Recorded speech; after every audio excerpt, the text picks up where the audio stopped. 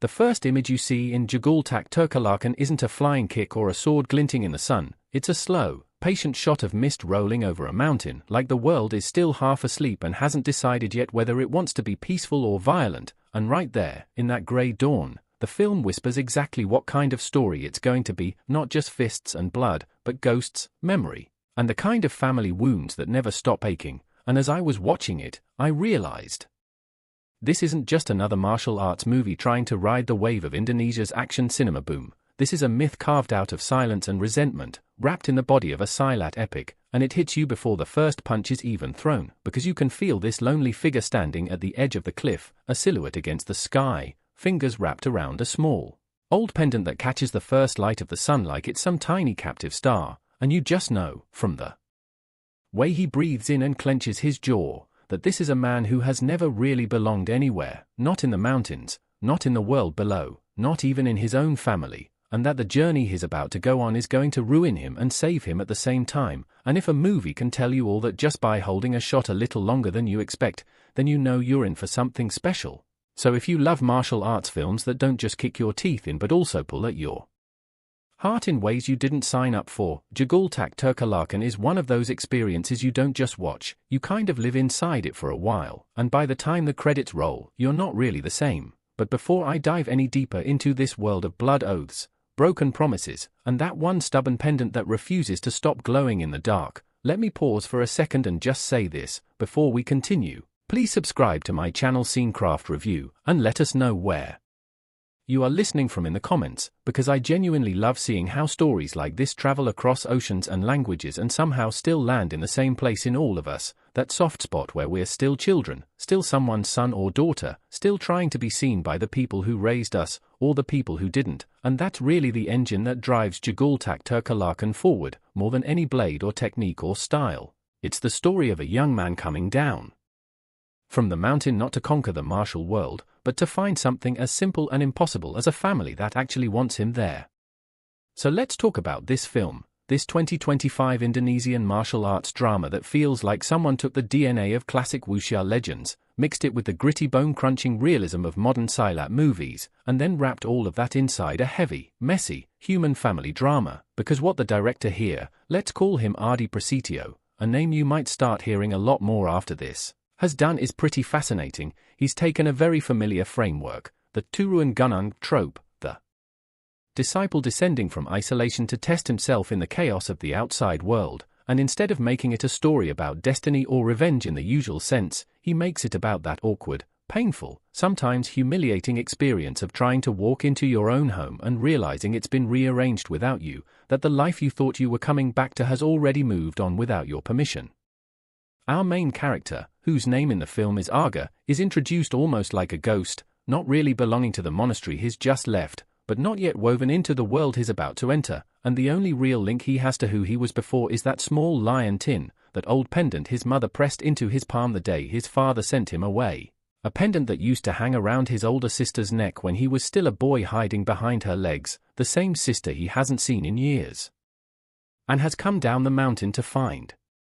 The movie never over-explains this at the start, and that's one of the things I love about it. It trusts you to sit with questions, to feel your way forward, to watch Aga move like someone who's been trained to kill but carries himself like he's terrified of breaking something, and bit by bit, as the story unfolds, you start to realize that what looks on the surface like a classic tale of a hidden master entering the violent world of rival martial clans is actually, at its core, about a boy who grew up believing he was the disappointment that needed to be sent away and who now has to walk back into the middle of that judgment knowing nothing he does will ever be enough for his father unless he becomes exactly the kind of monster he never wanted to be. In terms of release and background, Jagal Terkalahkan hit theaters in early 2025, right in that sweet spot where Indonesian cinema had already earned international respect for its brutal, kinetic action, but the conversation was shifting towards, okay, what's next? Where do we go beyond just amazing fights? And this film arrives like an answer to that question, premiering at a couple of regional festivals before blowing up domestically, riding that mix of hype from action fans and word of mouth from people who were like, no, seriously, this one will make you call your mom afterwards. And the marketing campaign leaned heavily into the idea of an unbeatable executioner walking into a war between two powerful families, but what caught people off guard was How much of the movie is actually quiet, almost meditative, letting us feel the heavy air in these old Javanese compounds, the creaking wood, the tension at the dinner table, the way a father's silence can sting more than any slap? And that's something you can't really sell in a trailer. You have to sit with it, and once you do, the action scenes hit even harder because you care about what every strike means. The story, in broad strokes, and I'll try to keep full-on spoilers to a minimum while still giving you a sense of the arc, follows Aga as he descends from this reclusive mountain sanctuary where he's been trained in a style of Silat that's part legend, part nightmare, a style built not for duels or tournaments but for swift, decisive killing in the shadows, the kind of technique that earns nicknames like Jagal, executioner, whether you want them or not. And he goes down the mountain not because he wants glory or vengeance, but because he's holding on to a simple rumor that his older sister, Ratri, the last person who made him feel like he belonged anywhere, is in danger somewhere in the city, caught between two rival families, the Wirazina and the Dharmadaputra, who have turned the old rules of the martial world into something cold and transactional, a business of bodyguards, debt collectors, and private armies. When Aga arrives in the city, the way the film frames his first steps is brilliant. The camera stays low, almost at his shoulder, as he walks through streets filled with color and noise that feel almost alien to him, and little by little, the ambient sound of vendors and traffic gets drowned out by something else, snippets of whispered legends about a Jagal who once wiped out an entire unit of mercenaries on the mountain road years ago. Stories we realize are about Aga's own master, the man who raised him but never truly let him forget that he'd been cast out by his own father. The pendant, that liontin that Aga wears tucked beneath his shirt, becomes his only key into this new world. He shows it at a rundown tea house that doubles as an information hub for the martial underbelly, and the old keeper, a man missing 2 fingers and 1 eye, recognizes it instantly. This is a token from the Mahendra family, one of the old names that still carries weight in the circles that matter. And that's when we slowly understand that Aga's father isn't just some strict farmer or anonymous patriarch. He is Mahendra Wirazina, the cold center of a storm that's been building for years between his own house and the Dharmadaputra clan on the other side of the river. The reveal that Aga is the youngest son of Mahendra, the boy everyone assumed had simply never returned from his mountain training, hits not only the characters in the film but us as viewers, because up until that point, the movie has done this very careful job of making Aga feel almost rootless, a warrior without a past who is pointed towards a single mission: find Ratri. But the moment the tea house keeper kneels, not out of respect for Aga the fighter, but out of fear of the name engraved faintly on the edge of that pendant, the film gently shifts gear, and we realize we're not watching a stranger walk into a war, we're watching a lost family member crash in on a feud that has his own blood at the center.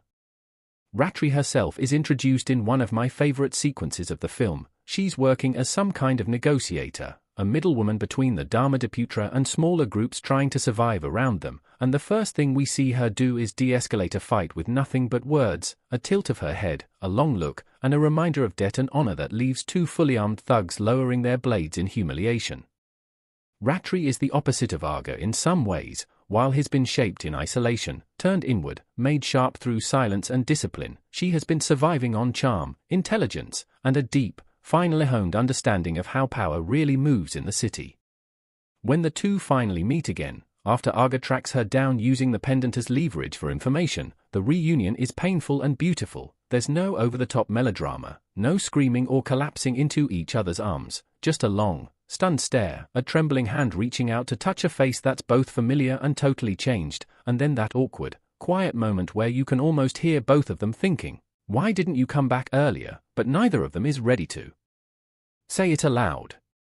The conflict that pulls Aga deeper into this world is simple on paper but complicated in execution. Ratri has aligned herself, out of necessity more than loyalty, with the Dharmadaputra family, headed by a charismatic but ruthless patriarch named Surya Dharmadaputra, a man who sees people as pieces on a board, tools to be arranged and sacrificed as needed.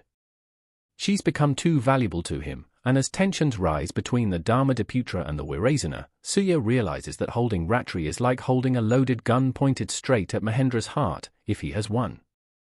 The tragedy is that Mahendra, Aga's father, has never allowed himself to show that heart, not to his children, not to anyone. He's the kind of man whose love is measured in expectations and commands, who sent his youngest son away to be forged into something useful, and then, over the years, taught himself to believe that son had simply died.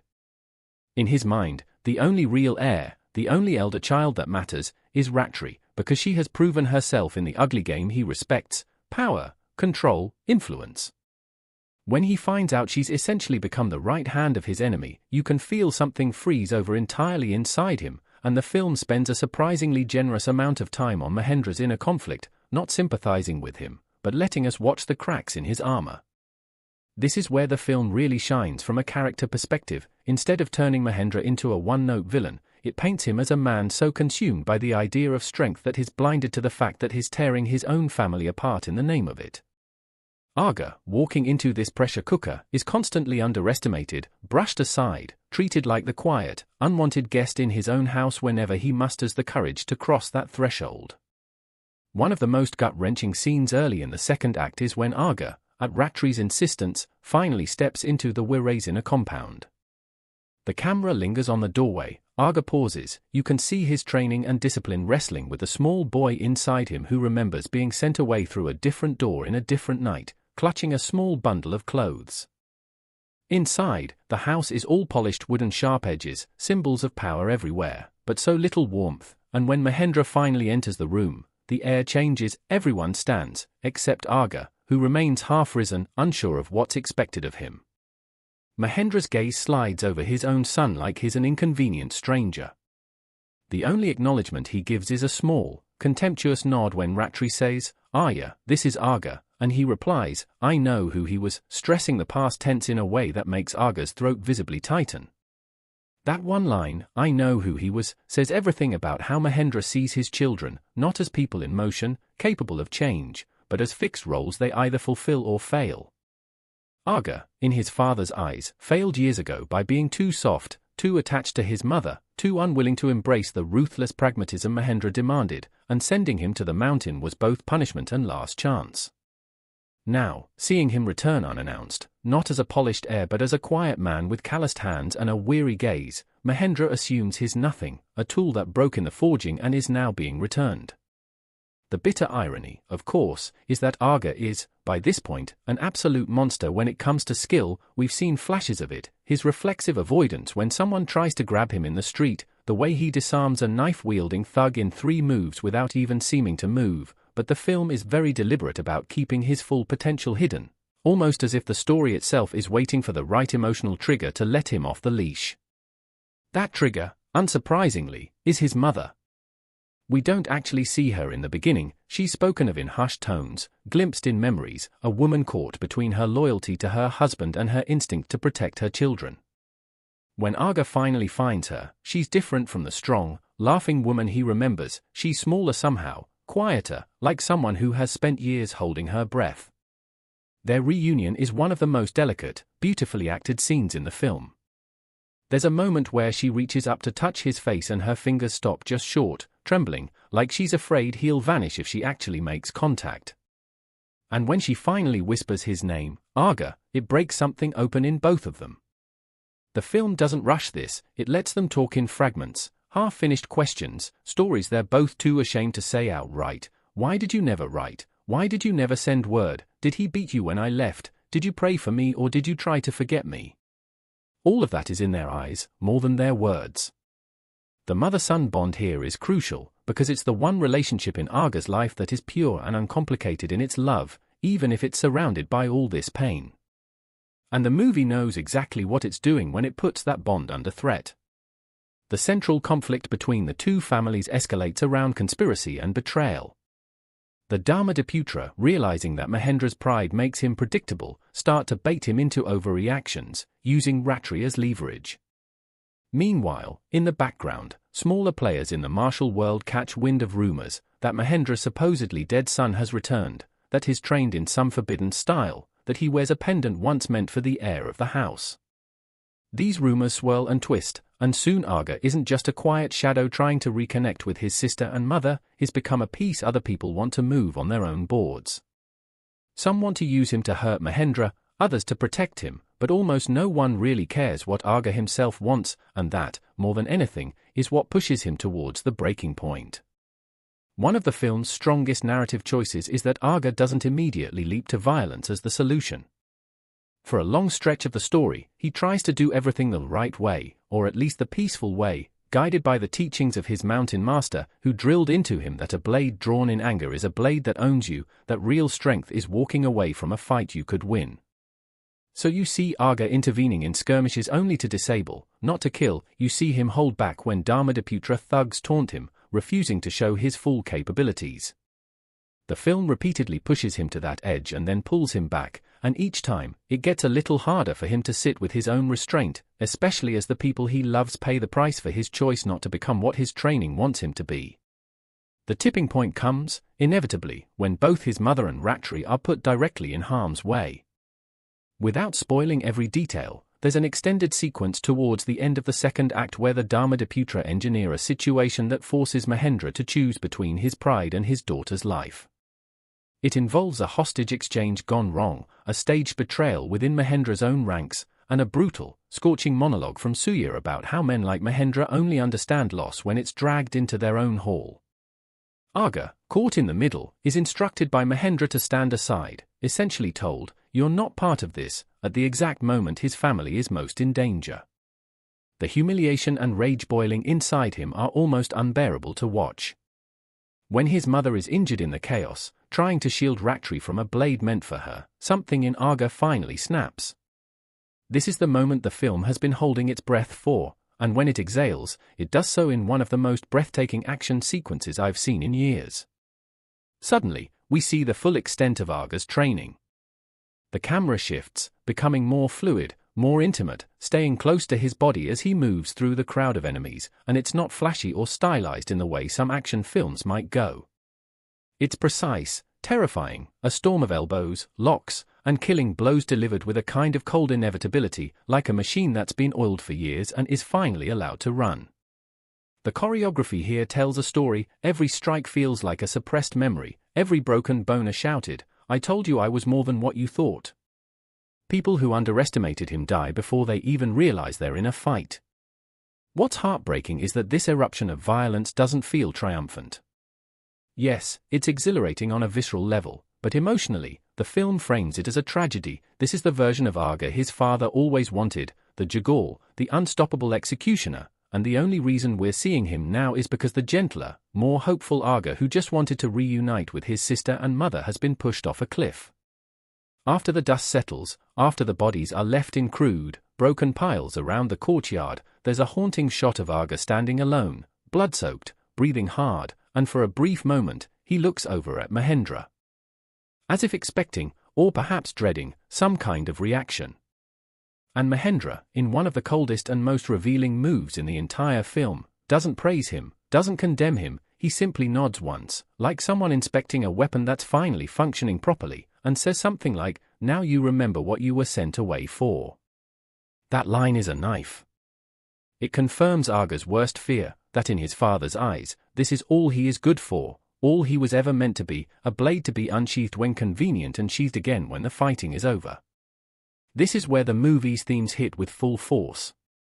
At its core, Jagal Terkalahkan is wrestling with questions about inherited violence, about whether we can ever truly step outside the roles our families try to force on us, and whether the things we're best at are always the things we should do. Arga's struggle is not just to prove he's strong, but to redefine what strength means for him. Does it mean becoming the unstoppable executioner, the undefeatable Jagal, feared by everyone and perhaps finally respected by his father? Or does it mean walking away from that legacy entirely, even if it means carrying the guilt of people he couldn't save? The performances in this film are a huge part of why those questions land as hard as they do. The actor playing Arga brings this fascinating combination of physical presence and emotional vulnerability. He's built like someone who can absolutely break you in half, but the way he carries his shoulders, the small hesitations in his movements when he's not fighting, tell you he's not comfortable in his own skin, like he's afraid of his own shadow sometimes.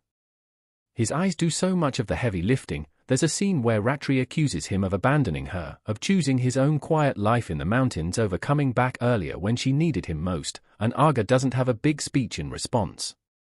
He just stands there, jaw clenched, eyes shimmering, and you can see every unsaid apology, every "I didn't know, and I was a child too," behind them. Ratri's actress is equally compelling. She has this incredible ability to flip between warmth and steel in a heartbeat. With Aga and their mother, she's tender, teasing, almost like the big sister from his childhood, but in the negotiation halls of Suya's compound, she's a different creature, calculating, unflinching, able to smile while delivering threats. The moment she realizes that she's been nothing more than a pawn to Suya, that he never truly saw her as an ally but as leverage against Mahendra, her face doesn't crumble into shock. Instead, it hardens, and that quiet, cold fury is so much more powerful than any tears could have been. The mother, played by a veteran actress who brings a lifetime of experience to every glance, is the emotional spine of the film. She barely has any scenes where she's actually the focus, but whenever she's in the frame, your eyes are drawn to her. The way she constantly positions herself between Mahendra and the children, subtly or overtly, the way she smooths over his harsh words with soft explanations, you can sense she's been doing this for decades, absorbing blow after blow so that her kids wouldn't have to, and the toll of that is etched in the lines of her face. And then there's Mahendra himself. It would have been so easy to make him a caricature, the classic abusive, overbearing father who gets what he deserves in the end, but the actor brings this deep, simmering sadness to the role that complicates things. In small, quiet moments, the way he lingers at the doorway when his wife is tending to their unconscious daughter, the way his fingers tremble slightly when he pours himself a drink after hearing Aga referred to as the Jagal's son, you sense a man who, at some point, believed he was doing the right thing by hardening everyone around him, only to realize too late that all he's done is create more monsters and victims. It doesn't excuse him, the film never lets him off the hook, but it does make him more human, and that humanity makes his clash with Aga so much more devastating. On the visual side, Jagal-tak Terkalahkan is a feast, but not in the flashy, hyper-stylized way some modern action films go. The cinematography leans into contrasts, the open, airy tranquility of the mountain scenes versus the cramped, shadowy corridors of the inner-city compounds, the bright chaos of markets and riverside gatherings against the cold symmetry of clan halls where deals are made and lives are traded. The color palette is grounded in earth tones, deep browns and greens for the Weres inner compound, reflecting the old roots of their power, contrasted with colder blues and grays in the Dharmadaputra side of the city, giving the impression of a more modern, calculating cruelty. During fights, the camera generally avoids the quick-cut, disorienting style you often see in Hollywood action. Instead, it pulls back just enough to let you appreciate the geometry of the choreography while staying close enough that you still feel every impact. One thing that really stands out in the action design is how personal it always feels. There's never a sense that these are just anonymous bodies being thrown around. Each confrontation is charged with history, with subtext. When Aga finally faces off against Dharmadaputra's chief enforcer, a hulking fighter who's been mocking him for half the movie, the fight isn't just about proving who's stronger, it's tied to earlier scenes where that enforcer threatened his mother, where he laughed at Aga's silence. So when the blows land, they land on all those memories too. The use of silence is another powerful tool in the film. There are stretches, especially in the lead-up to major confrontations, where the sound design almost drops away, leaving only the distant creak of wood or the rustle of fabric. This isn't silence as in emptiness, it's silence as in pressure, like the air is vibrating with all the words unsaid, all the violence barely held back. When the sound finally rushes back in, footsteps pounding, breath ragged, steel meeting bone, it hits that much harder. And then there's the score. The music here blends traditional elements, gamelan, subtle percussive motifs, haunting flutes, with more modern, cinematic orchestration. In quieter scenes, you might just hear a single traditional instrument playing a repetitive, lullaby-like pattern under a conversation, like a memory trying to break through.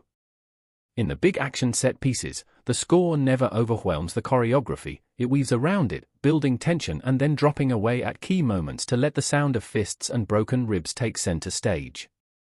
There's one track, used sparingly whenever Aga touches the pendant or thinks of his childhood, that becomes almost like a leitmotif for his lost innocence. The first time you hear it, it's gentle, almost hopeful. By the end, when it plays over a shot of his blooded hands opening to reveal that same lion tin, now cracked, the melody is barely recognizable, twisted by dissonance, and it hurts in all the right ways. The pacing of the film is something that might divide some viewers, but if you go in expecting a non-stop barrage of fight scenes, you might be surprised by how much time it spends just sitting with its characters. Personally, I think this slower, more deliberate rhythm is one of its strengths. It gives weight to the violence when it happens. Early on, the film lets you live with Arga as he wanders the city, getting his bearings, readjusting to life among people. We see him helping a street vendor pick up fallen wares after a scuffle, we see him quietly fixing a broken step in his mother's house without being asked, we see him struggle to navigate the intricate etiquette of his father's compound dinner, where every word feels like a weapon and every silence like a pointed insult. These small, human moments make the eventual eruption of chaos feel like a true rupture, a shattering of something fragile that never really had a chance. When it comes to themes, beyond the obvious commentary on family and violence, there's a recurring exploration of what it means to be unbeatable. The title itself, Jagal Terkalahkan, suggests invincibility, this idea of an executioner who cannot be defeated. Throughout the film, different characters project different meanings onto that. To Mahendra, being unbeatable is a matter of reputation, fear, dominance. It means never showing weakness, never allowing anyone to see you bleed. To Surya Dharmadiputra, it's about adaptability, always staying one move ahead, never letting yourself become predictable. To the old master on the mountain, whose teachings we glimpse through flashbacks, Terkalahkan isn't about never losing a fight, it's about never losing yourself. He tells a young Arga in one flashback, "The first time you kill, a door opens. Many never find their way back from what walks through it." That line haunts the entire film. Arga begins as someone terrified of opening that door, then is forced to fling it wide in order to protect the people he loves, and the question hanging over the final act is whether he can walk back through it, or whether what he becomes in that courtyard, blooded, efficient, terrifying, is who he'll be forever. Cultural context also plays a big role in how this story resonates. It's very rooted in Indonesian sensibilities about filial duty, respect for elders, and how often those values coexist uncomfortably with generational trauma and authoritarian parenting. The idea of being anak durhaka, the ungrateful child who defies their parents, is a powerful cultural taboo, and you can see Arga wrestling with it every time he defies Mahendra, even though that defiance is often the morally right thing to do. There are scenes where he almost physically flinches before speaking up, conditioned by years of being told that raising his voice, or even his eyes, to his father is a form of disrespect. Watching him slowly reclaim his right to exist as more than just Mahendra's failed experiment is incredibly cathartic. Audience reactions, both locally and internationally, have reflected all of this complexity. In Indonesia, a lot of people talked about how the film made them think of their own families, their own fathers, even when those fathers weren't literal crime lords or clan leaders. People shared stories about being sent away to boarding schools, to peasantry, to distant relatives, all in the name of discipline or shaping your character, and the ambiguous feelings of resentment and gratitude that came with that.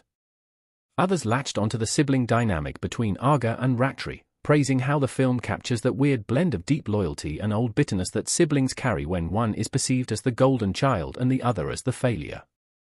Internationally, critics were quick to position Jagal Terkalahkan as part of this new wave of action cinema that doesn't see a contradiction between complex emotional storytelling and brutal, innovative fight choreography. Some compared it to classic Hong Kong wuxia in terms of its operatic family drama, others to the recent trend of elevated action films where the violence is used to explore trauma and identity rather than just entertain. But even without all those comparisons, the movie stands confidently on its own because it knows exactly what it wants to be. It's not trying to be a crowd-pleasing, hyper-quotable blockbuster, though it has its share of badass lines. It's not trying to be an artsy, slow-burn drama that barely has any action, though it often moves at that contemplative pace. It's something in between, a true hybrid, and that makes it feel both fresh and deeply familiar. Now, I do want to talk about the ending without spoiling every specific beat, because so much of the film's power is in how it resolves, or refuses to fully resolve, the tension between Arga and his father, between duty and selfhood. Let's just say that the final act sees the fragile alliances completely collapse. Both Mahendra and Surya's carefully constructed empires start to crumble under the weight of their pride, their refusal to see the humanity in the people they've been using as pawns. Ratri's role in all of this is especially important. She refuses to let herself be anyone's chess piece anymore, and the cost of that refusal is steep. The climactic confrontation isn't just Arga versus some physical enemy, it's Arga versus the legacy of violence that both families have perpetuated. There is a duel, of course. This is a martial arts film, after all, but what makes it land isn't the speed or intricacy of the choreography, it's the knowledge of what's at stake internally. Arga has a chance to fully embrace the Jagal within him, to end the cycle in one definitive, bloody stroke, and the tension in that moment isn't whether he can win. We already know he's an absolute beast by now. The tension is whether winning in that way is actually losing something more important. The film walks a very delicate line here. Some viewers might want a clean, cathartic revenge ending where the bad guys pay and the heroes stand tall. Others might crave a more ambiguous, almost tragic resolution where Arga refuses to fight and pays the price. Jagal Terkalahkan doesn't fully give either camp what they want, and that's what makes its ending linger. There is blood, there is loss, there is a cost paid by everyone, and when the dust settles, Arga is left with a question more than an answer: what now? The man who walked down the mountain to find his sister and mother is not the same man who stands beneath the ruin of two fallen houses. He's seen too much, done too much, learned too much about who he is and who he could become. The final scenes, quieter again after all the chaos, bring us back to where the film began, to the idea of descending and ascending, of mountains and valleys, of where home really is. Without saying too much, Arga is given a choice: return to the mountain and bury himself again in silence, or stay and try to build something new from the wreckage of his family's legacy.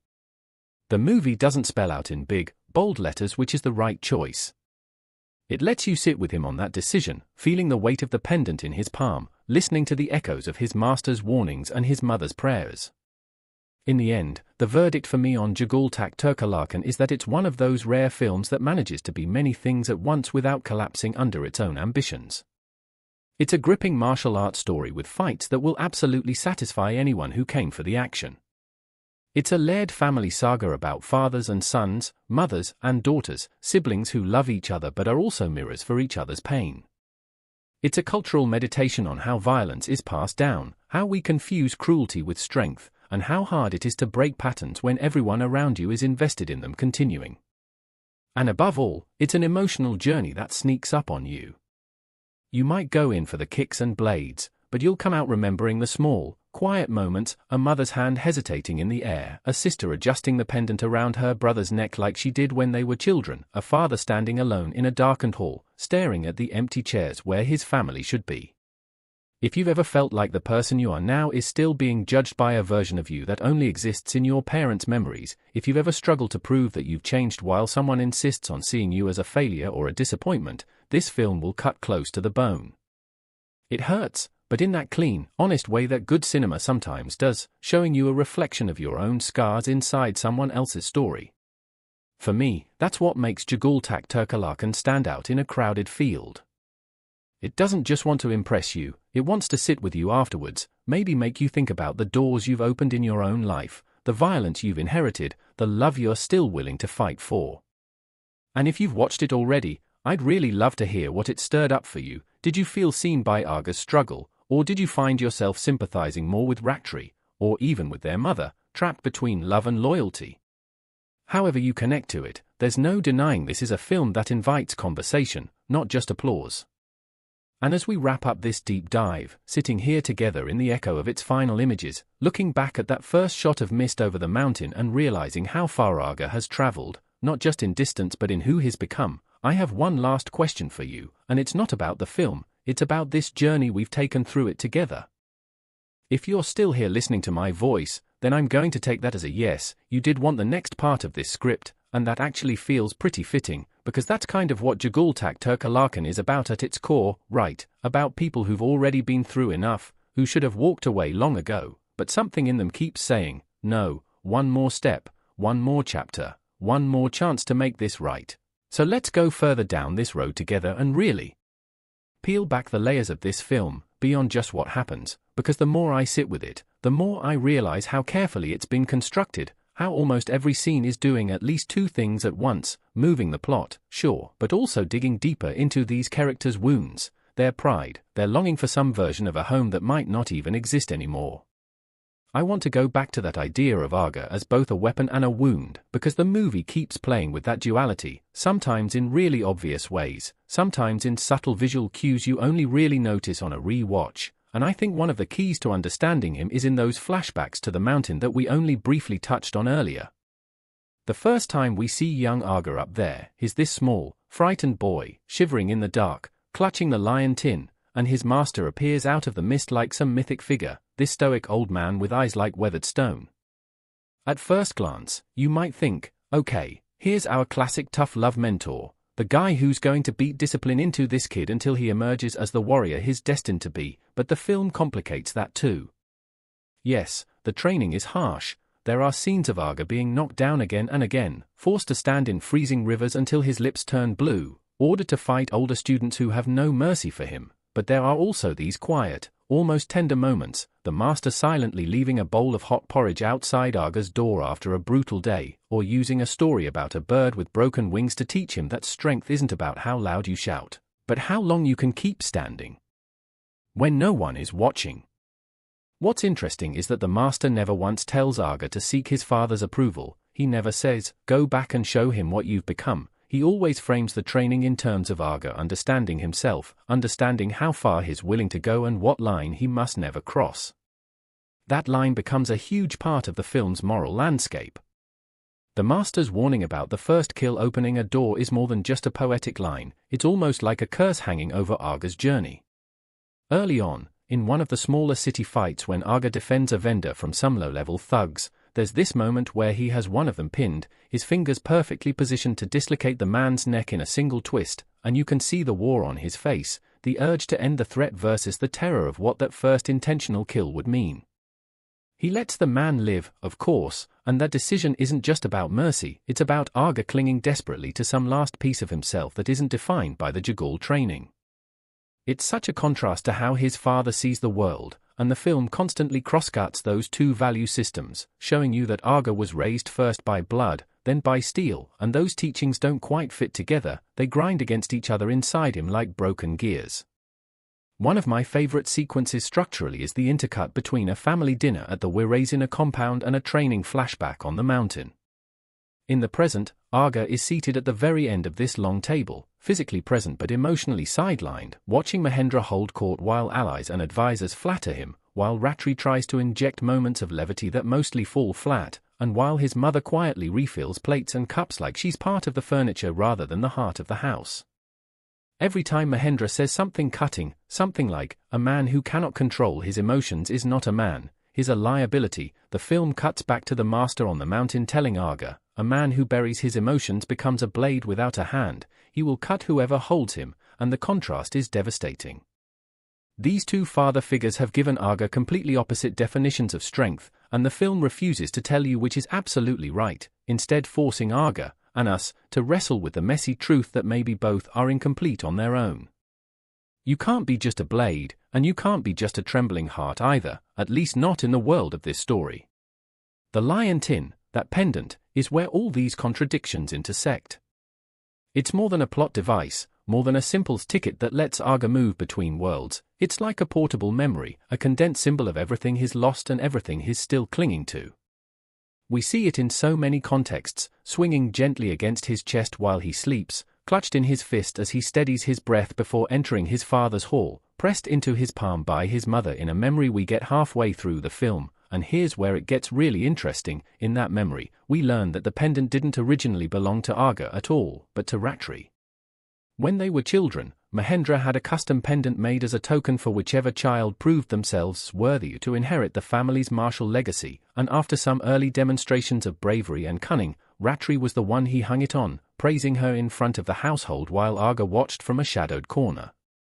Later that night, when the house was asleep, Ratri snuck into Aga's room and slipped the pendant over his head, whispering, "We share everything, remember?" That simple act is like the emotional ground zero of the whole story. It's why the lion tin means so much to Aga, it's a physical memory of the only time someone told him he was worthy of something his father said he wasn't. It also underlines how Ratri has always resisted the roles that Mahendra tried to impose on them, even as she eventually learned to play within those roles to survive. So when, years later, we see that same pendant cracked in Arga's hand after that brutal courtyard battle, it's not just a cool visual, it's like the story saying, the old promise is broken, now what do you build in its place? Speaking of promises broken and roles imposed, we really need to talk more about Ratri and how the film handles her arc, because it would have been so easy, so lazy, to make her just the damsel in distress or the femme fatale traitor type, and Jagal Terkalahkan refuses both boxes. She's not waiting to be rescued by Arga, but she's also not some cold-hearted mastermind. She's stuck, trying to navigate a world where every move she makes is already being read through the lens of men's expectations. Mahendra sees her as the only worthy heir, Surya sees her as a tool to make Mahendra bleed, and even Arga, at first, sees her as this almost saint-like memory of his protective big sister. The film gradually strips those projections away to reveal the scarred, complicated woman underneath. There's a scene about 2/3 in where Ratri finally lets her mask slip, just for a few minutes, in front of Arga and their mother.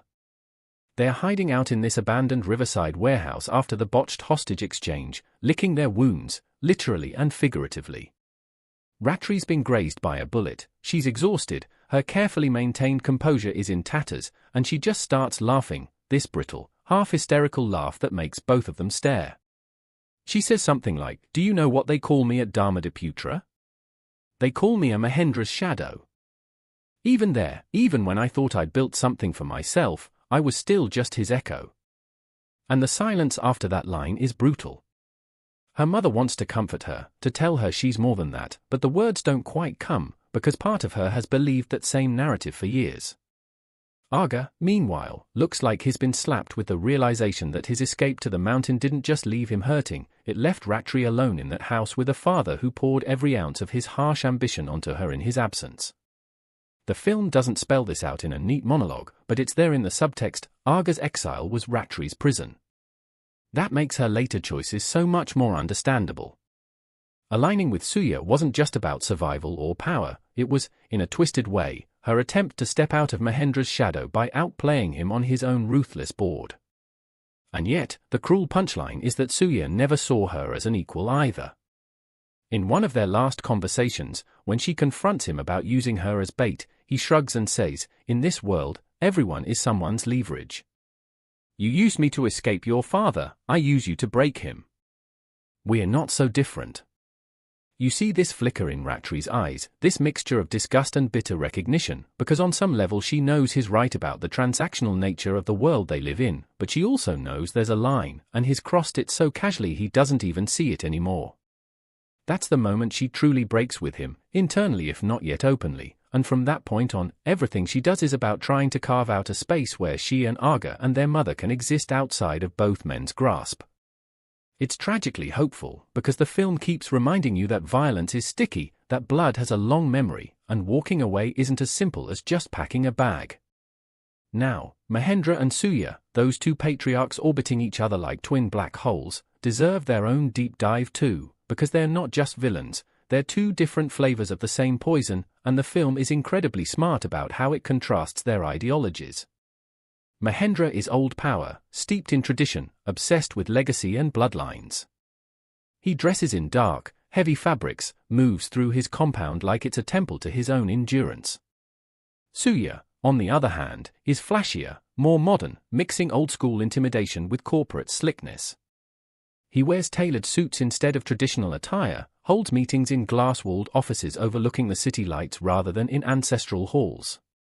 Where Mahendra talks about honor and duty, Surya talks about opportunity and leverage. But peel away the aesthetic differences, and they're both defined by the same core belief, that people are instruments to be tuned, used, and, if necessary, broken. The film never has them share a long, drawn-out debate scene like some stage play, but their philosophies clash in small, piercing ways. In one tense parley early on, when they meet at a neutral ground shrine to discuss terms, Mahendra says, "I built my house with blood and stone, it will not fall to a man who built his atop money and lies." And Surya quietly replies, "Stone sinks, pack Mahendra. Money floats. We'll see which lasts when the river rises." It's a beautifully written exchange because it sounds like two men talking about strategy, but what they're really doing is exposing their deepest fears. Mahendra is terrified of irrelevance, of his old code becoming obsolete, while Surya is terrified of being seen as hollow, as someone with no roots, no real lineage to back his power. And both fears, in different ways, are what lead them to overreach, to push too far, to underestimate the human cost of their games. That human cost is written over every frame of the climax. One thing I really appreciate is how the film doesn't romanticize the fall of these two houses. There's no triumphant down with the oppressors montage. Instead, the collapse feels sad, inevitable, almost pathetic at times. You see frightened servants fleeing down smoke-filled corridors, you see younger, less committed fighters dropping their weapons and running when they realize the leaders they've been killing for are lying half-conscious in their own blood. The halls that once echoed with rehearsed rituals and empty speeches are reduced to rubble and ash. It's not catharsis, it's a warning. This is where unchecked pride and generational violence lead, not to some glorious final stand, but to scorched earth and lonely survivors. And in the middle of all that is Arga, who has to decide what kind of survivor he wants to be. Let's talk about that final big fight in a bit more detail, because not only is it breathtaking on a choreography level, it's also loaded with emotional weight. The film sets it up as Arga versus Surya's deadliest enforcer, a former student of the Mountain Master who left the sanctuary years ago to sell his skills to the highest bidder. This guy, we'll call him Sokka, is like a distorted mirror of what Arga could become if he fully embraced the Jagal path without any of his mother's tenderness or his master's caution. Sokka moves with the same economy of motion, the same terrifying precision Arga has, but there's an emptiness in his eyes, a deadness that the camera lingers on whenever he delivers a killing blow. In their first brief encounter earlier in the film, Sokka mocks Arga's hesitation, saying something like, "The mountain taught you to fight but not to finish. No wonder your father threw you away." That line doesn't just sting, it sets up the internal stakes of their final showdown. When they finally face off in the burning courtyard, bodies and debris all around them, it's not just a cool boss fight, it's Arga literally fighting the version of himself that Mahendra and Surya both want him to be. The choreography emphasizes this difference. Sokka always goes for killing moves, straight lines to the throat, the spine, the heart, while Arga initially sticks to disabling strikes, joint locks, throws that could end Sokka without ending his life. But Sokka keeps getting back up, keeps pushing, keeps forcing Arga into narrower and narrower corners, until the only way out seems to be through that door his master warned him about. There's this brutal moment where Sokka pins Arga against a shattered pillar, drives a blade into his side, and whispers in his ear, "You are Jagal. The sooner you accept it, the easier this will be." The music drops to almost nothing, you can hear only Arga's ragged breathing and the crackle of flames, and you watch this decision forming in his eyes. When he finally turns the fight around, when he unleashes that horrifying, surgical barrage that we know he's capable of, it is undeniably glorious on a surface level, but the film makes sure you never forget what's being sacrificed in that moment. Sokka dies knowing he's won in his own twisted way, because he's dragged Arga fully into the killer's space. The way Arga stands over his body, the way he doesn't roar in victory but instead looks like he's about to be sick, tells you everything. The unbeatable executioner has arrived, and no one is more horrified by that fact than Arga himself. After that, the showdown with Surya almost feels anticlimactic in terms of physical spectacle, and that's so clever. The film doesn't try to top the Sokka fight with a bigger, flashier set piece. Instead, it lets the confrontation with Surya be more about words, about choices. Surya is cornered, injured, his empire in ruins. He's still trying to spin, to bargain, to turn the situation, offering Arga power, money, the chance to really change things from the inside if he just aligns with him. He plays the father card, too, sneering that Mahendra never truly valued Arga, that he, Surya, can. You see the manipulation in every syllable, and you also see how that might have worked on the Arga who first stepped off the mountain, but not on the one who's just watched Sokka bleed out in his arms. The decision Arga makes here, to refuse the kill shot, to walk away and let Surya live with his own ruin, is the counterpoint to everything that's come before. It's the proof that the door may be open, yes, but Arga hasn't completely lost himself to what walked through it. Of course, that choice doesn't come without consequences. The film doesn't reward his mercy with some neat justice later. There's no scene of Suya rotting in a prison cell. Instead, it leaves his fate somewhat open, which is both maddening and honest. Men like him don't just vanish because one person refuses to kill them. They slither, they regroup, they linger as threats. But the point isn't whether Suya is dealt with in a narrative sense, the point is whether Aga is willing to keep defining himself solely in reaction to men like Suya and Mahendra. In that sense, the real final confrontation of the film isn't Aga versus Sokka, or Aga versus Suya, it's Aga versus Mahendra, and that scene, for me, is one of the most painful and brilliant in the entire runtime, because there are no kicks, no blades, just words and silences that cut deeper than any of it. It takes place in the aftermath, in the ruins of the Wirasena compound. Fire has been mostly put out, smoke still curls lazily from blackened beams, and Mahendra is sitting alone in what used to be his grand hall, the weight of his choices settling onto his shoulders for what might be the first time. Aga enters, not with the deference of a son or the swagger of a conqueror, but with the weary, measured steps of someone who's seen too much to indulge in either role. There's this long, aching pause where they just look at each other, and you can feel years of resentment and longing and misunderstanding hanging in the air between them like thick fog. Mahendra breaks the silence first, of course, still clinging to his old patterns, saying something like, "You did well. You protected what we had to protect." It's an attempt at praise filtered through his usual lens of utilitarianism, and Aga almost laughs, this short, bitter exhalation that sounds more like a sob. He walks slowly around the room, touching the scorched wood, the half-collapsed pillars, then looks back at his father and says, "What did we protect?" The question lands like a blow. Mahendra tries to answer in his old terms, honor, the family name, their standing in the martial world, but every time he reaches for one of those justifications, the camera cuts to some image that contradicts it, a dead servant's hand lying limp in the ash, blood spattered across the family crest, his wife tending to Ratri's wounds in a dim side room because the main hall is too destroyed to shelter them. Aga presses on, not in a screaming rage, but with this painfully calm insistence, asking, "When you sent me away, was this what you had in mind? That one day I would come back and be the blade that finishes what you started? Did you ever once think about who I was, or was I always just a shape you wanted to fit your hand?" Mahendra doesn't have a good answer, and that's what makes the scene so devastating. The film doesn't give him a big, tearful apology where he admits everything and they hug it out.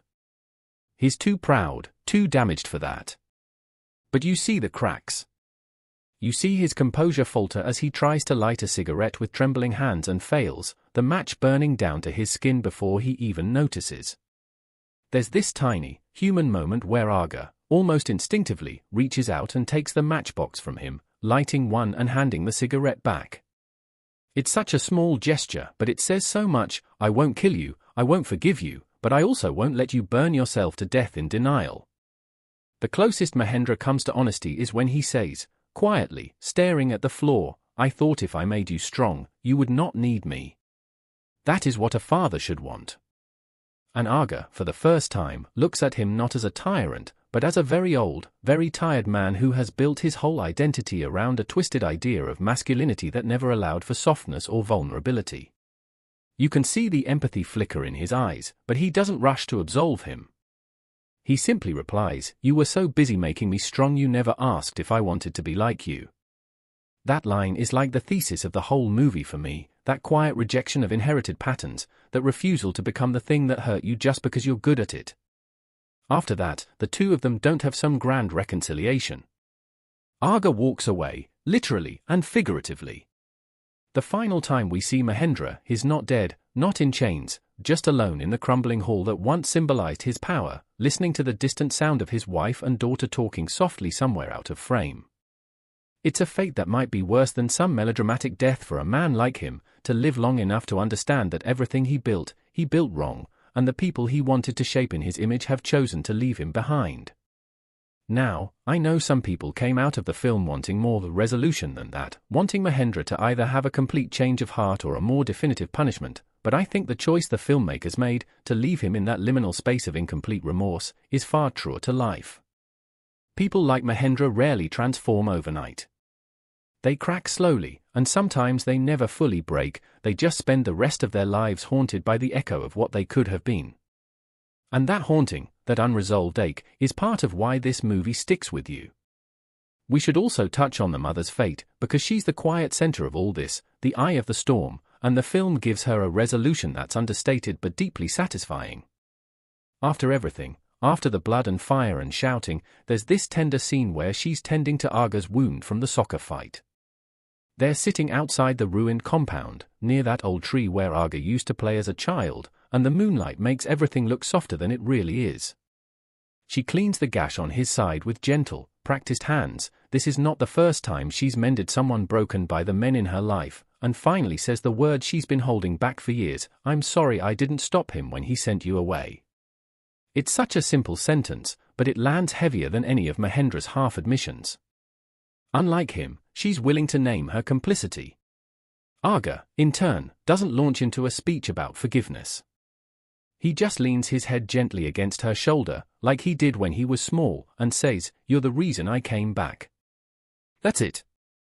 No swelling music, no grand proclamation. Just a son acknowledging that amidst all the damage, her love was the one thing that stayed real enough to guide him home. There's a small, beautiful detail here. Throughout the movie, she's always been shown wearing this thin gold chain around her neck with nothing on it, like something's missing. In this scene, Arga takes the cracked lion tin off his own neck and, instead of putting it back on himself, he carefully threads it onto her chain. The symbol returns to the one person who never used it as a test or a weapon.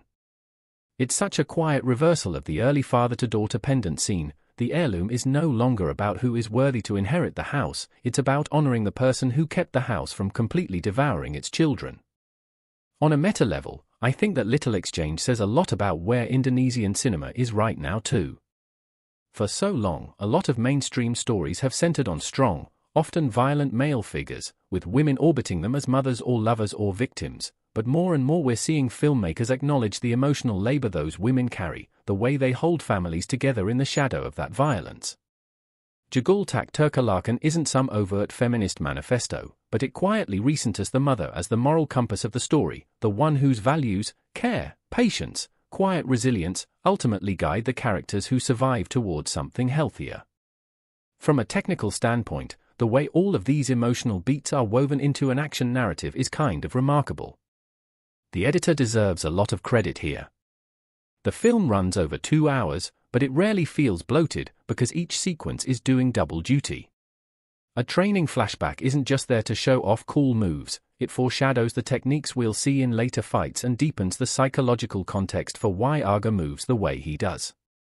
A family dinner isn't just exposition, it sets up power dynamics that will explode physically later. The transitions between scenes are often motivated by emotional echoes rather than just time jumps. A character's unfinished sentence in one scene is answered visually in the next. A look of hesitation at the end of one sequence is mirrored by a similar look in a totally different context later. These little editorial rhymes create a sense of cohesion that makes the whole movie feel like one long, painful, beautiful breath rather than a collection of discrete moments. And then there's the choreography itself, which honestly deserves its own conversation among action fans. The way the fights are staged is very different from the more chaotic, all-out brawls you might know from movies like The Raid. Here, each major fight has a distinct emotional flavor, and the movement is tailored to that. The early street skirmish where Arga first intervenes to protect a stranger is scrappy, improvisational, using the environment in clever ways. He slams a guy's head into a cart, slides under a swinging pole, uses a dropped cleaver as a last resort. It's about showing you his instincts, his refusal to escalate to lethal force even when it would be easier. The mid-film ambush at the Riverside warehouse is more tactical, almost like a dance, with Arga and Ratri working in reluctant tandem, covering each other's blind spots in a way that mirrors their emotional partnership. You can tell they used to spar as kids because they anticipate each other's moves without having to shout directions. The choreography becomes a conversation between siblings who haven't quite forgiven each other but still know how to move together. And then, of course, the soccer fight, which is almost stripped down in its brutality, focusing on technique over spectacle, two highly trained bodies testing each other's limits in close quarters, the camera rarely cutting away for more than a few frames at a time. There are no wire-assisted flips, no slow-motion money shots, just bone-on-bone impact and the terrifying efficiency of people who've been taught to end lives quickly. What I love is that the film never forgets gravity or fatigue. You see these fighters get tired, you see their stances loosen, you hear the labored breathing. That grounding in physical reality makes the emotional stakes feel more real too. You don't feel like you're watching superheroes, you feel like you're watching people whose bodies will carry the memory of these fights forever.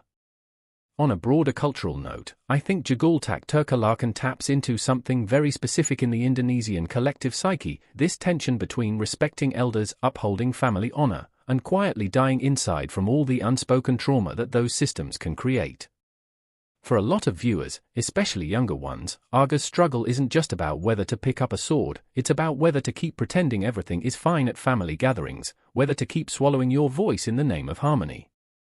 I've seen so many comments and threads where people talk about watching this movie and then having these awkward but necessary conversations with their own parents, about expectations, about love, about the difference between discipline and cruelty. That's the kind of ripple effect art can have when it's honest. It doesn't change laws or topple regimes overnight, but it nudges people into looking at their own lives a little differently, maybe choosing a slightly kinder path when given the chance.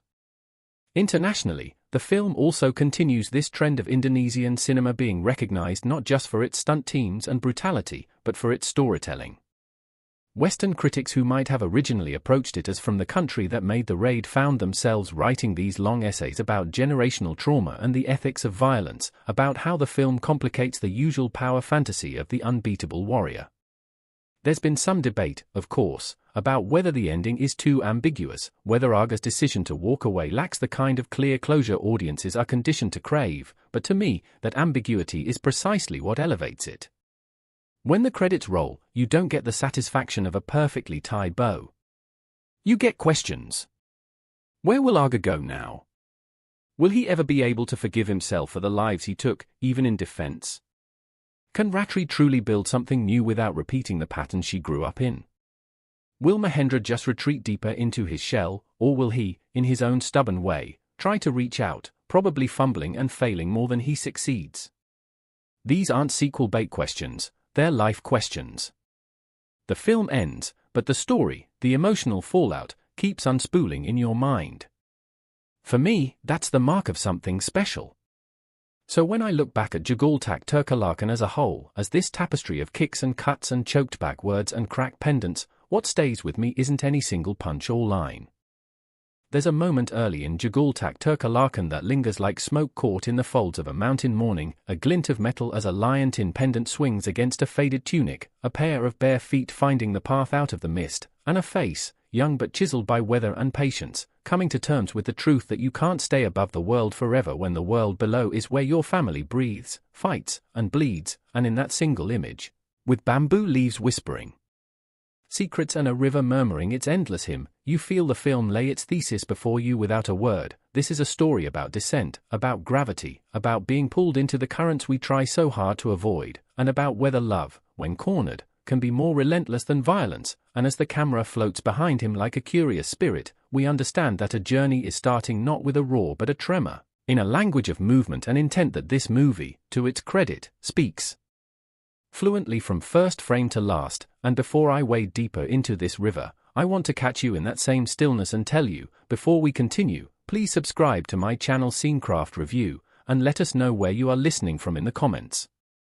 Now, Jagal Terkalahkan arrives in 2025 bearing the kind of title that dares you to judge it before the opening sequence has finished, daring you to imagine a swaggering, invincible fighter mowing down faceless enemies. But that expectation turns out to be the film's first feint. It's not the invincibility of a demigod we're shown, it's the invincibility of commitment, of a son whose love for his mother and sister is a blade honed not by vengeance alone but by years of self-denial, silence, and a training regimen that is as much about breath control as bone control, and under that title beats a quieter heart than you might suspect, the kind that keeps a steady rhythm even as storms rage, a rhythm that anchors this entire story amid the noise of clashing families, layered betrayals, and a martial arts subculture rendered with textured intimacy and an almost tactile authenticity. The background of its release feels like a culmination as much as an arrival because Indonesian cinema has been surfing a new wave of global attention, but Jagal Terkalahkan doesn't try to surf that wave with empty showboating. Instead it builds its own tide with local specificity, the smell of wet earth, the sting of ginger tea at dawn, the crisp whisper of batik patterns in a family kitchen, and a sense of place that isn't a postcard but a living, bruised diary where every ink blot has a story, and if the timing of its release in mid-2025 complemented a hunger in audiences for emotional action storytelling, stories that let punches punctuate and not replace feeling, then that timing is no accident because the film plays like something considered, like a bridge between the bruising kinetics of modern action cinema and the lived-in textures of familial drama that Southeast Asian storytellers have been perfecting for generations. And what stays with you after the credits isn't just who won or lost but the slow burn ache of where you stand when you realize being good may not be enough, being kind may get you punished, and being unstoppable, attack Terkalahkan, might mean being the last one left to bear the consequences of moving forward when everyone else has stopped. At the center of this controlled storm is Raka, sometimes called Jagal by those who hear rumors first and truths later, descending from a lonely training temple in the hills with nothing but a lion-tin pendant, a promise, and a question tucked under his ribs: where are they, his mother Sari and his sister Ayu? And what has become of the father who once measured Raka by a yardstick he himself could never meet?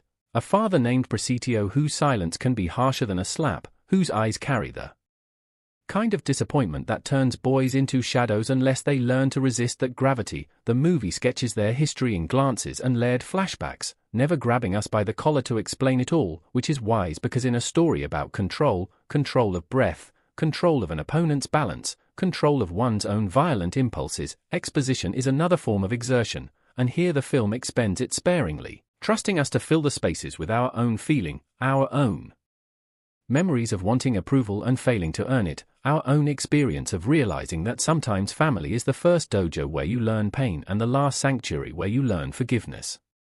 The plot moves on two intertwined paths: the external climb through the world of Terkalahkan, a network of rival schools, enforcers, and old loyalties, and the internal descent into the fissures of a household, testing whether bonds can hold when forces pry at them like knives under fingernails. And as Raka steps into a dusty market where hawkers call and the lazy afternoon heat slumps over crates of mangoes, he sees his first breadcrumb, a fragment of Ayu's scarf, stained but stubbornly bright, wrapped around the wrist of a thug whose swagger tells you he works for the Kuzuma family, one of two dynasties at war for control of a trade route that cuts through this entire region like a taut wire. The other family, the Santosa, are older, less flashy, and more embedded in the local conscience, but power rarely accrues to the righteous in a straight line, and the script understands that, giving us a tug-of-war where each side is more than a list of crimes or virtues. They're ecosystems of bodyguards, debtors, and cousins whose lives have been braided around the family name for so long they cannot unravel them without tearing skin from bone.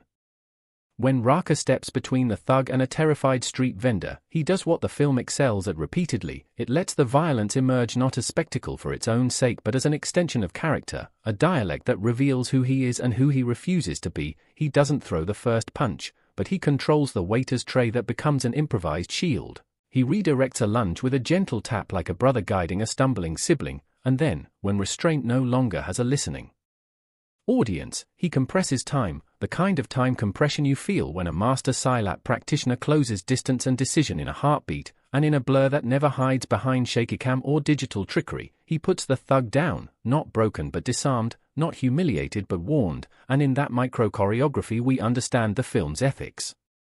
It's the sensation of watching a man stand at the crossroads of who he was told to be and who he's quietly, painfully decided to become.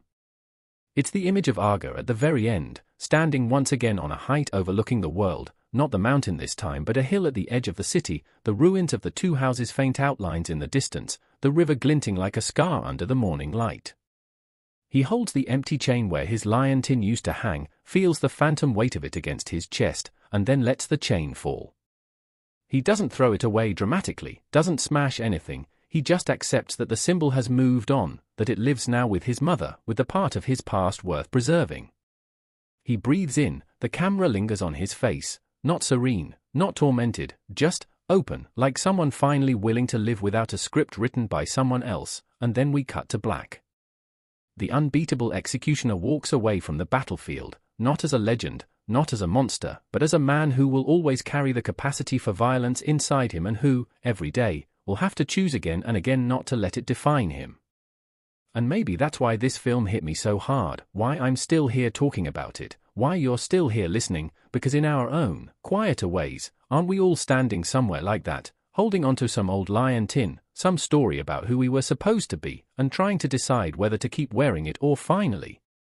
Force is a burden, and victory, when it comes, is a bruise on the soul, not a trophy. The pendant, lion tin, becomes his passport into circles that would otherwise treat him like another drifter. It's etched with a sigil that older men recognize, the mark of Lenkana Langit, a once feared martial brotherhood that pledged itself to watchman ideals and then retreated into legend after a blood feud crippled their ranks, and as rumors travel faster than footsteps. Whisper networks in tea stalls and ferry decks identify Raka as a descendant of that order, which in turn draws eyes both curious and predatory. It's through these whispers that Raka learns Ayu has been taken by the Kuzuma as leverage in a larger play against the Santosa, a reluctant bargaining chip in a long game, and that his mother Sari, gentle, stately, and quietly fierce, has moved like a ghost across the outskirts, bartering whatever valuables she has left to gather news and find a path back to her daughter. And if your throat doesn't tighten when the camera finds her, hands red from chili, eyes rimmed with the kind of fatigue that announces itself only when she thinks no one else is looking, then the film will try again, not with melodrama but with a steady accumulation of lived moments that lend her dignity without painting her as a saint. She is not an abstraction, she's a woman who has learned to feed 5 with the budget for 3, who has taught herself to talk around Presidio pride like navigating a house filled with sleeping animals, and who carries in every knuckle the weight of knowing that love is a verb that cooks, washes, negotiates, and fights. It's at this almost domestic register where the film surprises you, because as Raka more deeply enters the world of the Kuzuma and Santosa power struggle, we keep cutting to kitchens, to markets, to alleys where life is not a chessboard but a messy pantry, and the contrast makes the violence sting more sharply, never letting it float as detached choreography. And yet, when the time comes to flex, when a bamboo grove becomes a dojo of wind and threat, Jagal Terkalahkan delivers set pieces with such clarity of intention and spatial literacy that you feel invited into a dance instead of being shoved into a blender. And though the title teases invincibility, the camera never treats Raka like a superhero. It gives his missteps weight, it registers the tremor of a hand after a grueling exchange, it lingers on a cut that stings when sweat finds it, reminding us that endurance is not magic, it's practice.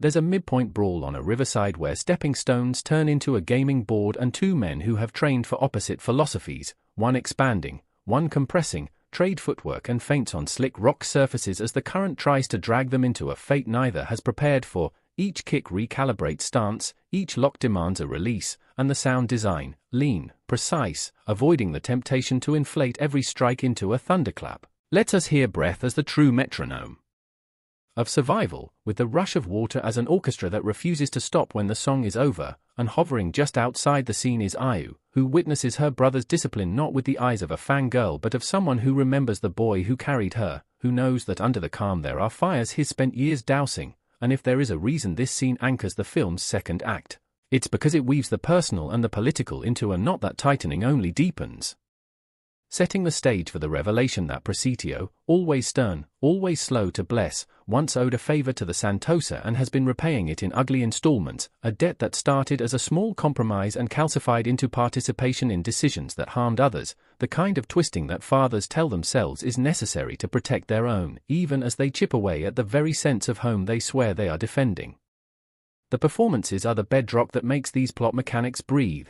The actor playing Raka carries his physicality like a second language, shoulders loose, gaze forward, each movement an argument that he can be a blade without becoming a butcher, and in quieter scenes his stillness is not emptiness but a kind of charged listening, as if he's calibrating the world's pulse to decide if he needs to match it or slow it down. Ayu, played with a luminous blend of vulnerability and wit, gets moments of agency that matter. She's not a permanent damsel but a quick study who learns to turn small advantages into survival tools, setting traps with everyday items, reading people's wants with the acuity of someone who has grown up balancing between a proud father and a son who left to train. Sari, the mother, grounds the film with grace and gravity, her eyes telling entire chapters that the script is wise enough to keep unspoken, and Presidio, crucially, is not flattened into a villain but embodied as a man whose worst qualities are reflections in a cracked mirror. Every time the light hits him differently you see another shard, a different angle of the same hurt, until the moment comes when he has to choose whether to keep pretending the mirror is a window or finally look at himself.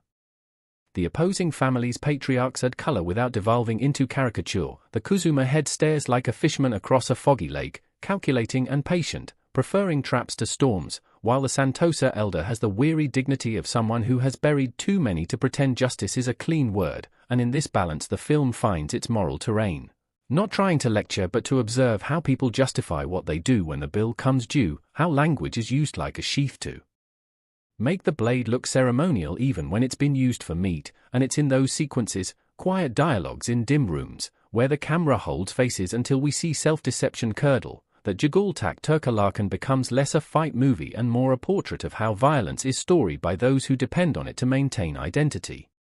The cinematography is a patient witness, trading whiplash for choreography, and using color like a subtle compass. Mountain scenes are slate and river green, calm tones flirting with melancholy, while town scenes are sunburnt, where yellows and browns suggest dust that has learned to love skin it cannot leave, and in the nights, a wash of deep indigo, punctured by lantern light. The film allows warm oranges to stand in as beacons, like little hearths in a country of drafts, a recurring motif. Sees the pendant catching light at the moment of decision, a flash that is neither omen nor accident but a cue reminding us that the Liontin doesn't grant power so much as it reminds Raka of a lineage that expects him to choose well when the easy path looks safe and the safe path looks like surrender. The score weaves gamelan textures with low synth beds, a marriage of ancient and now that never feels like pastiche because the edit allows silence to reign when it's the most truthful sound, and in fight scenes the percussion is spare, giving attention to the music of bodies in motion, the scrape of a foot on stone, the creak of bamboo, the thud of flesh on earth, while in tender moments, a single rebab line can thread through a room like a thin beam of sunlight, the kind that moves slowly enough for you to see dust motes dancing in it, reminding you that beauty is often just particles illuminated.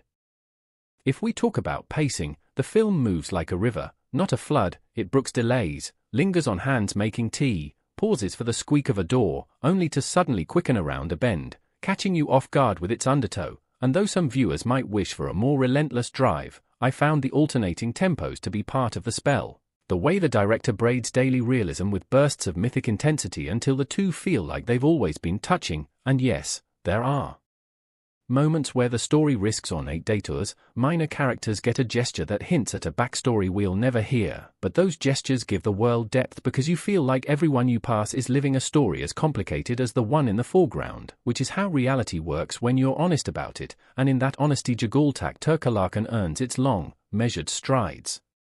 The themes are the marrow here, and they come in waves, the duel between duty and tenderness, the repeated question of whether strength is the opposite of mercy or its servant, and the clearest through line of all, the simple but resounding idea that a son's longing to be seen is not a weakness but the root from which courage grows, and in centering the relationship between Raka and Sari, the film honors the mothers at the base of so many hero journeys who are too often reduced to sacrificial lamps in backgrounds, here given contour and voice and presence, a promise that the hardest thing about fighting is not the fight but the slipping away from the kitchen table where you are loved, that if you can carry that table with you as a memory strong enough to quiet the noise, you might return with blood on your knuckles but not on your name.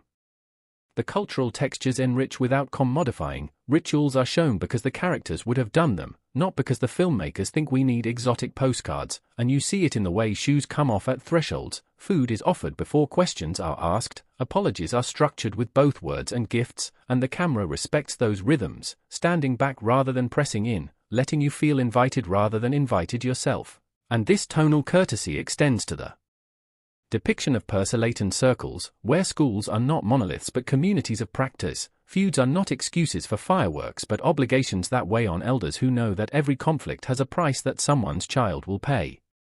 Then comes the turn, not a twist for cheap thrills but a convergence of arcs long in motion, threats against Sari and Ayu escalate beyond bargaining chips into real danger, the kind that tips the scale from negotiation to preemption, and Raka's carefully maintained ceiling on force is tested when he must decide whether fear of becoming what he hates is a luxury he can afford when he's the only wall left standing. I will avoid the precise choreography of the third act confrontations because this story earns the respect of your fresh eyes, but I will say the film avoids the trap of turning its climax into empty catharsis, a mass beatdown in a half-lit warehouse where the hero feels suddenly like a video game avatar, choosing instead a duel that is as much psychological as physical, staged in a place that matters emotionally to the characters, under weather that amplifies but does not overwhelm, and the victory, when it comes, is jagged, bought with a coin minted from both determination and loss, delivering a final movement that tastes bittersweet on the tongue long after the screen fades. Performances in this stretch find another gear. The father's face cracks in a way that feels earned, the sister's voice steadies even as her hands tremble, and Raka's eyes, always glass calm, finally reveal the swirl underneath. And if you've ever had to become more than you wanted just to keep harm at bay from those you love, you will recognize the heaviness in his posture when it's over, the slump of someone who realizes winning is a kind of exhaustion that kindness doesn't relieve, and the film has the grace to give us quiet afterward, a few minutes not of epilogue but of breathing, where the camera either sits with Sari at a doorway, or with Ayu on a rooftop looking out over an old city whose roofs resemble scales on a sleeping dragon, or with Raka at the river where he first fought, washing his hands not because blood is dirty but because ritual helps the body believe the mind's decision to lay down the blade for another day. Audience reaction since its release have reflected the duality in the film's approach, action aficionados praising the discipline of the staging and the commitment to honest impact, no CGI showers of sparks, no gravity-defying flips for applause without psychological motivation, while a broader audience, drawn perhaps by the cast and the word-of-mouth buzz, has found itself unexpectedly moved, seeing their own families refracted through this story even if they've never heard the specific terms. Because the language of being underestimated by a parent, or of feeling fully known by a mother, or of wanting to be the kind of sibling who shows up when it counts, is universal, and culturally, Jagal Terkalahkan arrives as part of a lineage that includes, yes, the global excitement around Indonesian martial arts on screen, but it also nods to ways of storytelling that value the village along with the duel, the market as much as the mountain, and that balance gives it a resonance that could travel far while remaining deeply rooted. On streaming platforms and in theaters where it played, I've seen reactions that underline a shared relief in seeing a hero who refuses the constant grimace, who fights not because he loves fury but because he understands responsibility like a craft, and I've read posts from viewers abroad who found in the little details, how a mother checks the temperature of food with the back of her hand, how a son averts his gaze in deference even when he disagrees, a mirror to their own homes, which is how art moves, not by advertising its universality but by being itself so thoroughly that other people find bridges in the specifics. If I've been praising with few caveats, let me be human and say there are moments where the film's restraint edges close to aloofness, where you might wish for a sharper comedic release or a swifter cutaway from a glance that feels one beat too long, and yet, even those impatiences felt to me like the prickle you get with a new shirt you haven't worn in, because by the end the patience is rewarded. We see why the camera has trained us to watch for breaths and the tiniest shifts of stance. Because in the final exchanges those micro-movements become plot, not just flavor, and that long-term investment in noticing feels like a respectful invitation to participate rather than consume. If you're coming for stunt work, you will leave nodding knowingly at the use of environmental improvisation, how a hanging laundry line becomes a tripwire, how a grain sack becomes a shield with weight and drag, how a bamboo stool is not only a platform but a lever, and if you're coming for drama, you will leave with the image of a son standing in a doorway, uncertain if he's wanted inside but prepared to step through anyway if that's what it takes to keep the rain off the people he loves, and if you're coming for the interplay of both, you'll likely savor how the film makes a thesis out of balance, showing us how control is not stiffness but flexibility, the capacity to absorb and redirect, in fight and in feeling, and maybe that's the real invincibility it offers, not a hero who cannot be hurt but a family that refuses to let harm be their only story.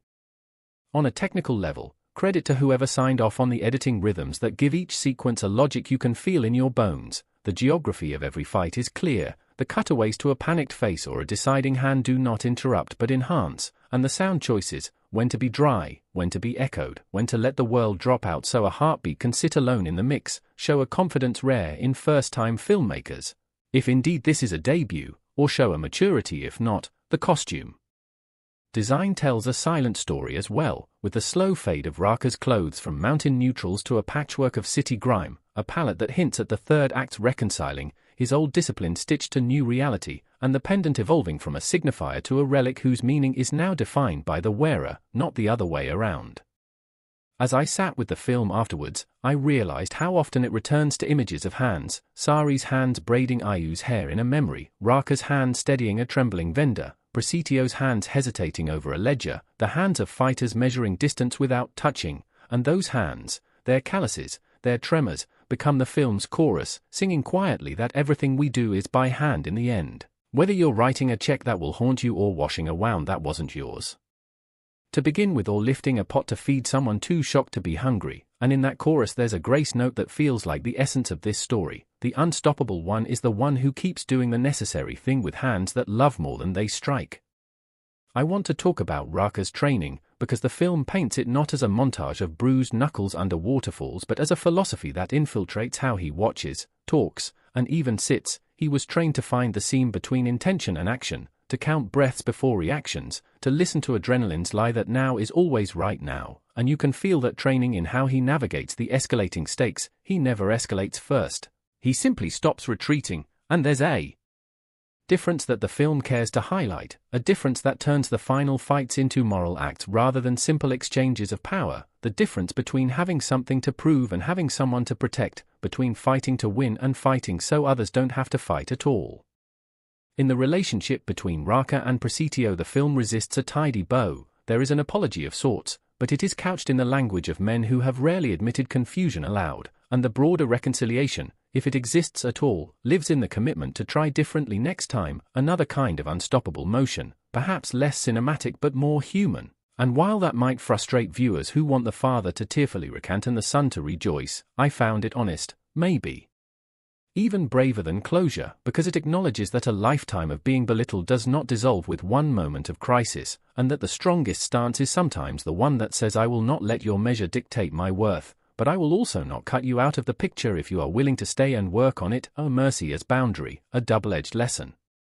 As for Ayu, by the end she is more than the girl who was in danger. She becomes a mirror for Raka's growth and a seed for the family's future. Her insistence on learning the basics of self-defense is not framed as a teaser for a sequel so much as a sign that the cycle of protection is becoming shared, that survival is increasingly a collective ritual, not the burden of a single male body that alone must carry the home. And Sari, in her final scenes, embodies the film's most radical claim, which is that love requires a strength that violence only imitates, that to keep loving in a world that rewards domination is the boldest form of defiance, and when she cradles not just her children but the timeline of her choices, you see an invincibility that makes the title mean something richer than a fighter's reputation. It becomes a family's stubborn habit of staying.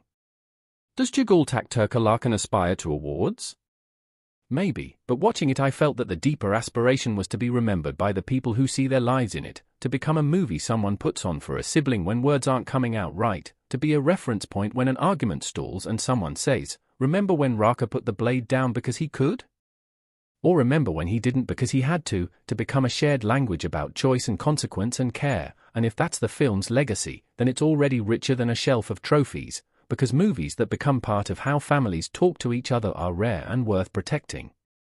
My verdict, if you need one, is that Jagal Terkalahkan is a triumph of balance, fierce and gentle, spare and lush, disciplined and expansive, and that it earns its title not by making its hero untouchable but by defining victory as being the last to give up on what matters. And while I can imagine a version trimmed by 10 minutes in the middle without losing power, I also think the sprawl is part of the spell. It makes room for silence, for mistakes, for surprises that only happen when you place your characters in the world and let the world breathe around them. And that open-handed approach, combined with committed performances and incandescent craft, makes this one of 2025's standout works of martial art and moral art alike. Go for the choreography, stay for the textures, leave with your heartbeat recalibrated and your intuition a little sharper, and maybe call your mother on the way home. Because if a movie can be a gentle nudge toward caring better, that might be the most unstoppable thing about it, its quiet power to move you in the direction of your own best self, not through sermon but through the example of someone who finally stopped running from the place that needed him and walked into the heart of it,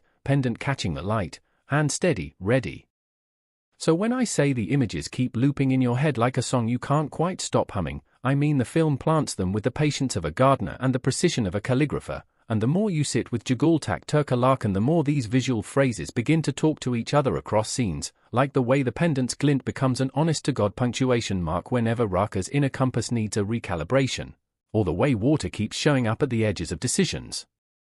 Condensation beading on a glass right before a threat is quietly voiced, rain softening the earth before a confrontation becomes inevitable, the river's steady indifference as two people choose either mercy or its absence, and once you clock that, you start seeing thresholds everywhere, doors, gates, bamboo screens, curtain flutters, each a little test of who gets to pass and who stands guarding that passage. And it's no accident the film lingers on Raka's posture at those thresholds, because that stance, that half-second of weight shifting between heel and ball, tells you more about his ethics than any monologue ever could, the refusal to storm in and the readiness to enter if hesitation becomes harm, and that's the promise the story makes and keeps. We will know these people by how they move when a line is drawn. Another thing I keep chewing on is how the dialogue understands the physics of power without turning into the great treatise. Conversations in this world are small tug-of-wars, polite words stretched over sharp stakes, and when someone says Terra Makasi with a smile that doesn't reach the eyes, you feel the iron under the velvet, the ledger line scribbling in someone's head as they assess what's owed and what's due. And inside that economy of favors and threats sits our family, already in debt to one another in the ways families always are, debts of time, of silence, of patience, and while rival clans sling around money, muscle, and patronage, the debt that matters most is the one Sari refuses to pass to her children, the debt of bitterness, and that choice, repeated in micro, is maybe the film's deepest flex, the idea that not paying back hurt with hurt is its own kind of unstoppable discipline. From a craft perspective, I'm fascinated by how the camera finds a human horizon line in chaos. In the riverside fight you can understand the fight geography because the lens respects the axis, never confusing, never cheating, framing bodies as if they were brushstrokes you should be able to follow from origin to end. When someone falls, the camera falls a little. When someone rises, the frame lifts like breath, and that breathing, my God, the breathing, becomes the film's unspoken chorus. Reminding you that stamina is narrative here, not just physiology, that the person who can absorb impact without panic is the one who can decide how the story finishes, and even in quieter scenes, breathing is rhythm, like when Raka and Sari sit without talking and the cut holds long enough for their inhales and exhales to sink, telling you they're finding each other again in a silence that used to be absence but is now comfort. Two metronomes finally ticking at the same pace after years of dissonance.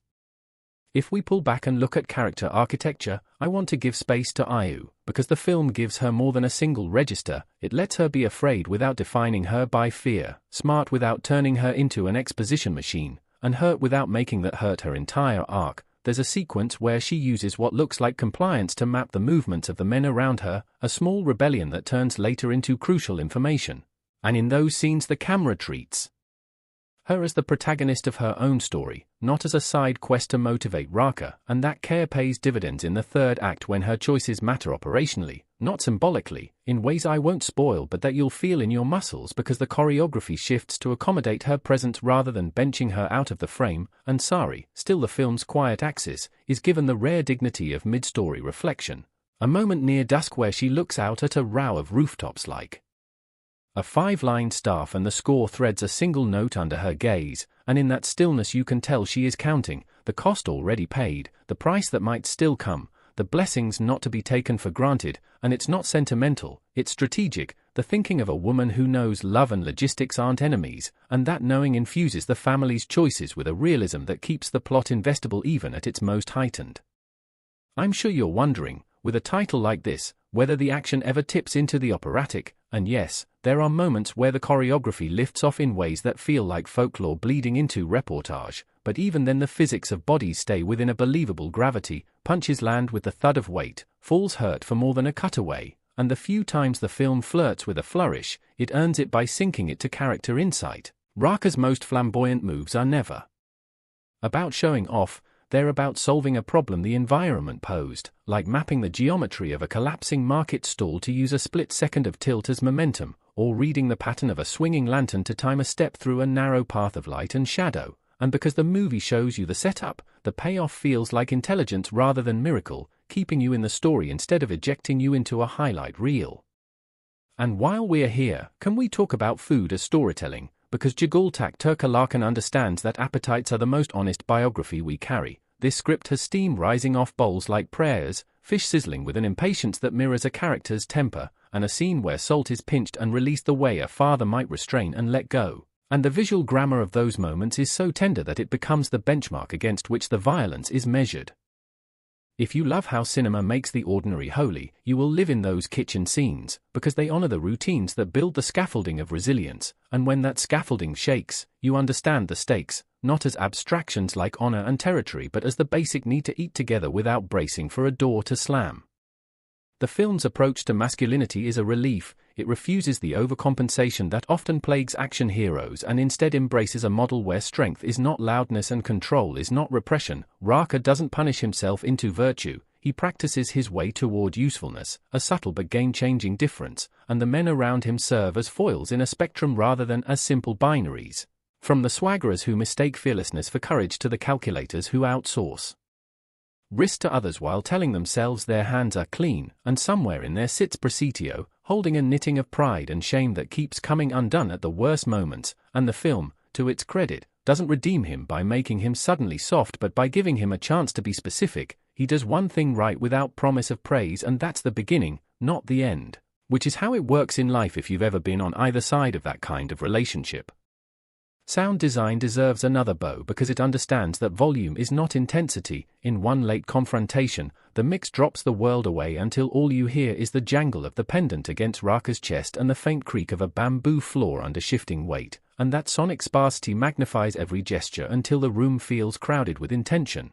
Which is exactly what the scene needs, because by then we know enough to recognize that all the fights in this story are really negotiations with stakes that don't fit inside words, and later, after the storm, the sound returns in layers, the distant motorbikes, the market resuming its chatter, a rooster protesting the schedule as if the night's violence was an affront to routine, reasserting normalcy without erasing what happened, like a bruise the day after that you only notice when you reach for something and wince.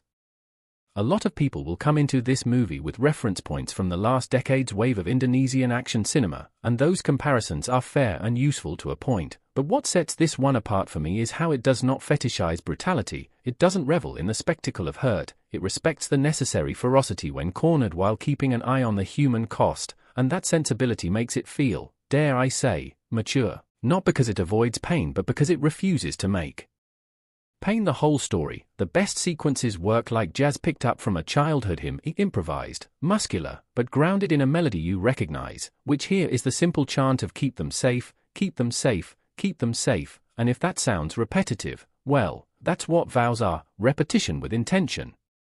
I think about the younger viewers who will see in Iowa a blueprint for how to remain yourself under duress, about the sons who will hear in Raka's silence an invitation to speak rather than proof they should swallow everything, and about the fathers who might, just might, recognize in Presidio's stubbornness a warning that pride is an armor that gets heavier the longer you wear it, and on a cultural level, there's a pleasure in watching a story that doesn't translate itself for an imagined outsider audience, that lets its slang and rhythm stand, trusting us to ride the context, and paradoxically that confidence is what opens the door to everyone, because the more a film is itself, the more room there is for us to meet it halfway, and in that meeting, that middle distance where stories and lives touch, Jagal Terkalahkan finds an afterlife beyond its runtime, showing up in how people talk about responsibility and love and what it takes to step off the mountain and into the markets where people need you.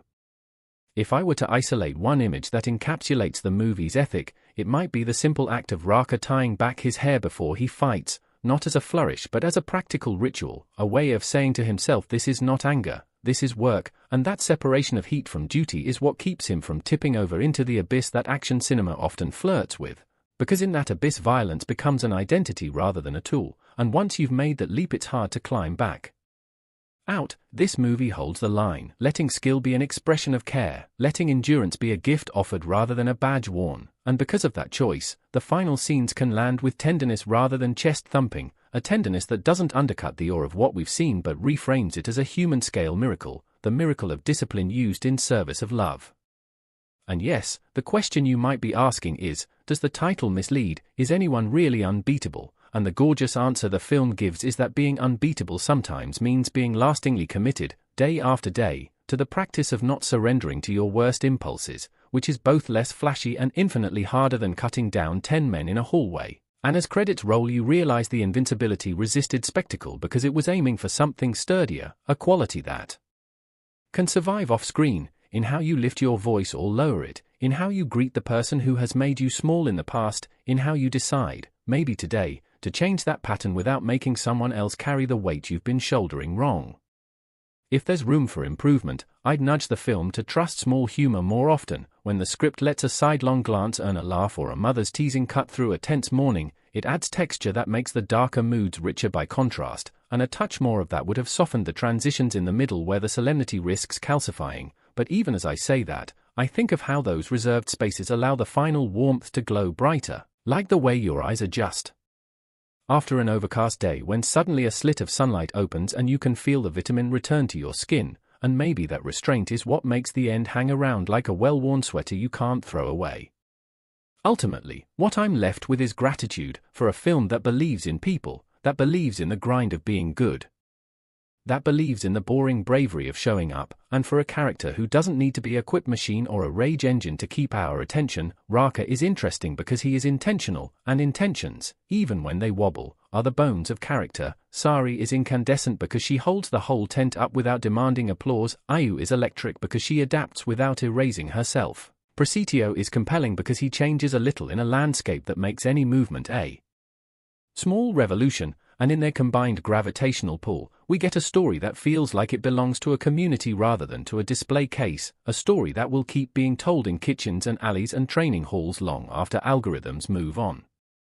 I can imagine the conversations this movie will spark, about lineage and chosen futures, about when to raise your hands and when to lay them flat on a table to show you're not hiding anything, about how to forgive not because someone asked but because you need to be lighter to keep going, and about how every family learns its own grammar for love and how that grammar mutates under pressure. Those are the talks I want happening after the credits, in car rides home and in late-night messages, in the quiet exchanges siblings have when no one else is listening, because when a film sends you home more fluent in what you feel than when you arrived, that is cinema doing holy work. And somewhere blended into that is the memory of a mountain, a path, a pendant, a family waiting, and a young man learning that the world does not need him to be loud to hear him, that silence when chosen is a kind of speech, and that stepping into the current is not the same as being swept away. Jagal Terkalahkan is, in that sense, a training manual disguised as a saga, a reminder that the unstoppable thing is not force but fidelity, to craft, to kin, to the small promises you keep even when no one is watching. And if that sounds like a modest claim next to the pyrotechnics of modern action cinema, it lands with me like a drum you wear around your heart, steadying you for what comes next, on screen and off.